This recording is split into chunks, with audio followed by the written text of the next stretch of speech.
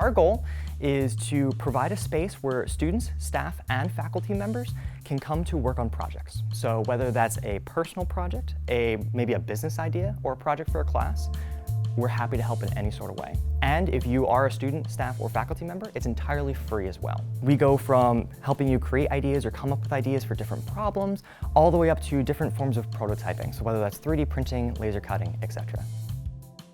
3D printing is pretty versatile. There's a lot of variables that go into it, but simply put, if you can draw it up in the 3D model, you can just put it in the printer as long as it's large enough. In terms of the advancement with technology, there's different filaments now, so not only can you work with plastic, but you can also find yourself working with steel, maybe some hybrid wood filaments as well, but it depends on where you want to go with the 3D printing.